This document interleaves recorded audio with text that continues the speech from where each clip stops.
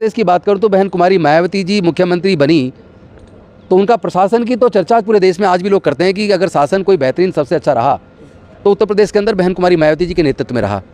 इसका मतलब हमारे लोगों में अच्छा शासन देने की भी काबिलियत है। और अगर इंटेलेक्चुअल्स की बात करूं, जिस तरह वो कह रहे हैं इंटेलेक्चुअल तो ब्राह्मणों में पैदा होते हैं, तो डॉक्टर बाबा साहेब अम्बेडकर जी के मुकाबले का इंटेलेक्चुअल तो भारत में तो कोई है नहीं। दुनिया में भी गिने चुने लोग होंगे जो उस लेवल के इंटेलेक्चुअल होंगे। इसी बहुजन समाज से सम्राट अशोक पैदा हुए, जिन्होंने देश को ऐसा प्रशासन दिया कि पूरी दुनिया में अगर महान राजाओं की बात की जाए तो पहले नंबर पे सम्राट अशोक की बात की जाएगी। मुझे लगता है कि उनका दिमाग कुछ चल गया है, चूँकि उन्होंने इतिहास को पढ़ा नहीं है, इतिहास की उन्हें समझ नहीं है। क्योंकि इसी बहुजन समाज से सम्राट अशोक पैदा। और अगर आज़ादी के बाद की बात करूं नेताओं में, तो बाबू जगजीवन राम जितने विभागों में रहे उन्होंने अपनी काबिलियत साबित की। यहाँ तक कि जो पाकिस्तान के साथ युद्ध हुआ, जब बांग्लादेश अलग बनाया गया, उस वक्त रक्षा मंत्री के तौर पे बाबू जगजीवन राम जी ने सेना का नेतृत्व किया। और अगर उसके बाद की बात करूं तो पासवान जी जिस जिस विभाग में रहे, चाहे रेलवे में रहे, चाहे टेलीकॉम में रहे या दूसरे विभाग में रहे, लेबर में रहे, वहाँ उन्होंने ऐसी ऐसी योजनाएं बनाई कि आज उसका लाभ लोगों को मिल रहा है। और अगर उत्तर प्रदेश की बात करूँ तो बहन कुमारी मायावती जी मुख्यमंत्री बनी तो उनका प्रशासन की तो चर्चा पूरे देश में आज भी लोग करते हैं कि अगर शासन कोई बेहतरीन सबसे अच्छा रहा तो उत्तर प्रदेश के अंदर बहन कुमारी मायावती जी के नेतृत्व में रहा। इसका मतलब हमारे लोगों में अच्छा शासन देने की भी काबिलियत है। और अगर इंटेलेक्चुअल्स की बात करूँ, जिस तरह वो कह रहे हैं इंटेलेक्चुअल तो ब्राह्मणों में पैदा होते हैं, तो डॉक्टर बाबा साहेब अम्बेडकर जी के मुकाबले का इंटेलेक्चुअल तो भारत में तो कोई है नहीं। दुनिया में भी गिने चुने लोग होंगे जो उस लेवल के इंटेलेक्चुअल होंगे। तो ये इंटेलेक्चुअलिज्म या व्यापार करने की कला, आर्ट या काबिलियत, या फिर शासन चलाने की, और फिर अगर जैसे वो बोल रहे हैं कि शासन चलाने की या जो क्षत्रिय वाली जो क्षमता है, तो उसमें अगर बात करूं 31 जनवरी 1818 में आपको याद होगा भीमा कोरेगांव, जहाँ पेशवाओं के बीच और महारों के बीच में जो युद्ध हुआ, 28,000 पेशवा सेना को केवल 500 महार सैनिकों ने जिस तरीके से 24 घंटे के अंदर नेस्तनाबूद कर दिया। 1 जनवरी 1818 को जो युद्ध जीता, तो वो सबको याद होना चाहिए कि हम लोग तो योद्धा लोग हैं। और हम लोग वैसे भी पैदाइशी इंजीनियर, मरे हुए जानवर की खाल उतार के उसको गला के उसी से जूते बना देते हैं, उसी से हैट बना देते हैं, उसी से जैकेट बना देते हैं, उसे बेल्ट बना देते हैं, उसे पर्स बना देते हैं। और हम लोग निर्माण करते हैं, सारी इमारतें हम बनाते हैं, सारे पुल हम बनाते हैं, फ्लावर्स हम बनाते हैं। और आज सोचो ना, कब कुतुब मीनार बना, कब ताजमहल बना, लाल किला बना। उस ज़माने में इतने बड़े बड़े पत्थर किस तरह ऊपर चढ़ाए होंगे, उसमें कितने मजदूर हमारे मरे होंगे, लेकिन वो इमारतें हमारे लोगों ने बनाई हैं जो आज भी खड़ी हुई हैं। आज जो सरकारें जिन ठेकेदारों से इमारतें बनवाती हैं, 100 साल में बंजर वो एकदम ज़मींदोज हो जाती, गिर जाती हैं, उनकी हालत ख़राब हो जाती है। लेकिन हमारे पूर्वजों ने जो इमारतें बनाई हैं, चाहे वो लाल किला हो, ताजमहल हो या दूसरे किले हों, और आज भी वो किस तरह खड़े हुए हैं। और फिर एक और आज का अगर लेटेस्ट नमूना देखना तो जो दलित प्रेरणा स्थल जो नोएडा के अंदर बना है, या डॉक्टर बाबा साहेब अम्बेडकर सामाजिक परिवर्तन स्थल जो लखनऊ के अंदर बना है, तो उसको आप देखें तो उसमें आपको नज़र आएगी कि किस तरह की काबिलियत पीछे से दिमाग काम कर रहा था, जिसने इतनी अच्छी सुंदर इमारत और इतनी मजबूत इमारत का निर्माण किया। और अगर आप ब्यूरोक्रेट की बात करें तो हमारे लोग एक से एक बेहतरीन ब्यूरोक्रेट हुए जिन्होंने देश के निर्माण में अपना भागीदारी निभाई है।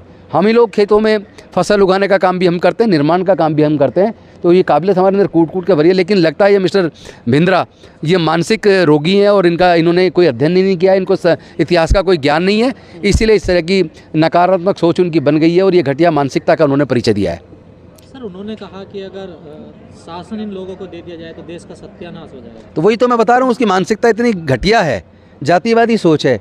शासन दिया ना, बेंजी ने चला के दिखाया ना, तो इतने एग्जाम्पल हमारे सामने हैं। मैं खुद मंत्री रहा हूँ, मेरे जिस वक्त मैं था उस वक्त की परफॉर्मेंस देख लीजिए, उससे पहले वाली देख लीजिए। हमने पहली बार अगर दिल्ली के अंदर कोई, पूरे भारत में कोई योजना बनी, सीवर के अंदर लोग इतने मरते हैं हर साल, पूरे इंडिया में अगर कोई योजना बनी तो दिल्ली में बनी, जहाँ मशीनों के द्वारा सीवर साफ़ करने की व्यवस्था की गई। आज सीवर के अंदर लोगों की डेथ को रोक दिया गया है, तो हमने कर दिखाया ना। इसलिए हमारे अंदर काबिलियत है, क्षमता है कि कैसे काम किया जाता है। हम अगर कर सकते तो पूरे देश की सरकारों को करना चाहिए था। तो कहाँ गई काबिलियत? बाकी देश की सरकारें तो नहीं कर पा रही हैं, हमने करके दिखाया, तो काबिलियत तो हमारे अंदर जम जाता है। मौका तो मिलना चाहिए। सर, क्या वजह है कि हम लोग को बार-बार टारगेट किया जाता है कि टारगेट इसलिए करना चाहते हैं, वो लोग इस बात को जान चुके हैं कि वो लोग 12% हैं और वो ये जानते हैं कि 12% से कभी देश पे शासन नहीं किया जा सकता। देश के सारे संसाधनों पे उन 12% का कब्जा है, सत्ता पर, कोर्ट पे, हर जगह उनका कब्जा है। वो कब्जा उनका ना टूटे, वो बरकरार रहे, इसलिए समय समय पे वो हमारे लोग को डिमोरलाइज करने के लिए इस तरह की बातें करते हैं, या ये कहिए कि मुद्दों से भटकाने का, हमारा ध्यान भटकाने के लिए ऐसा करते हैं। लेकिन याद रखिएगा, हम अब ध्यान से भटकने वाले नहीं हैं। हम लोग अपने न्याय की मांग करेंगे। अभी 25 दिसंबर को हम लोग जंतर मंतर पे 1 बजे एक बहुत बड़ी सभा कर रहे हैं, जिसके अंदर पृथक निर्वाचन क्षेत्र जो बाबा साहेब की असली मांग थी, ताकि हमारा सच्चा प्रतिनिधित्व संसद और विधानसभा में जाए, उसकी हम मांग कर रहे हैं। प्राइवेट सेक्टर में रिजर्वेशन की मांग कर रहे हैं। देश के प्राकृतिक संसाधनों में हमें हिस्सेदारी, भागीदारी मिले, उसकी हम लोग मांग कर रहे हैं। और साथ ही साथ जो सरकारी संस्थान बिक गए उनको वापस राष्ट्रीयकरण हो चुकी है। एक समय इंदिरा गांधी जी ने राष्ट्रीयकरण किया बैंकों का, इंश्योरेंस कंपनियों का, और आज की सरकार सब कुछ बेच रही है। तो जो अगर बेचा जा सकता है तो राष्ट्रीयकरण भी किया जा सकता है।